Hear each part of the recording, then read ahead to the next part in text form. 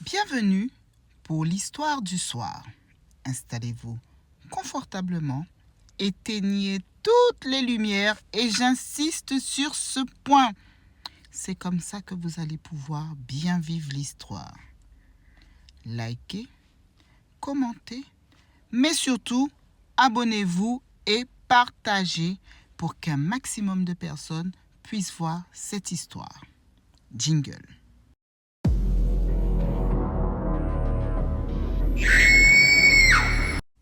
L'abonné raconte.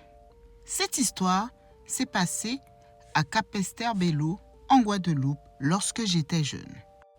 Lorsque j'étais petite, j'adorais aller chez une tante qui habitait tout près d'une rivière. J'avais 2 cousines et un grand cousin. J'avais environ 10 ans. Et un soir, mon grand cousin a eu la chouette idée de nous dire qu'on allait se baigner à la rivière tard la nuit. Ma tante dormait déjà. J'avais très peur, mais comme ils étaient plus grands que moi, du coup, tout le monde se préparait pour y aller. Je me suis dit que j'allais pas rester toute seule dans la maison, donc j'ai décidé de les suivre.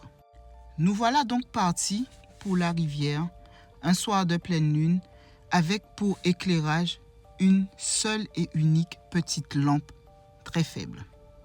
Pour arriver à la rivière, il fallait traverser un genre de champ avec des fromagers et des grands manguiers. J'avais tellement peur que je restais collée à ma grande cousine.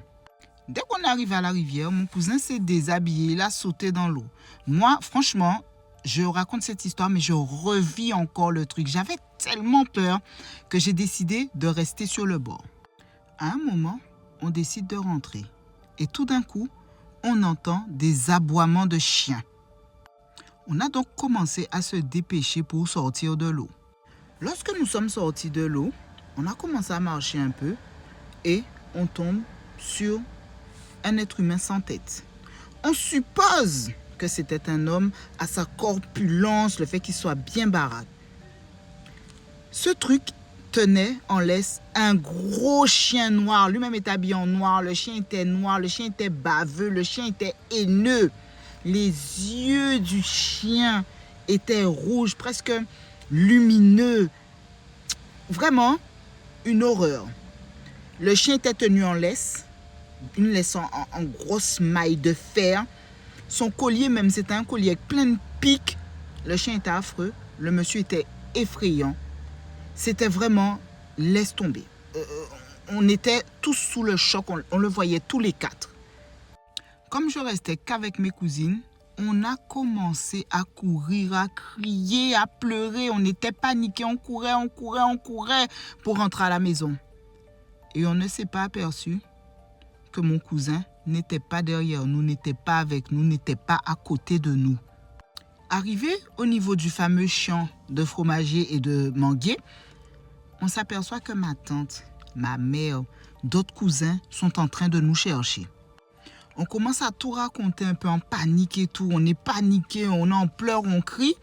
Et là, le visage de ma tante est complètement en décomposition parce qu'elle voit bien que son fils n'est pas là. Et nous-mêmes, on ne sait pas où il est parce que nous, on n'a fait que courir. Et là, ma tante commence à raconter à ma mère, aux gens qui sont là et du coup à nous-mêmes, que le fameux monsieur qu'on voit à la rivière le soir, c'est un monsieur qui s'est au bord de la rivière.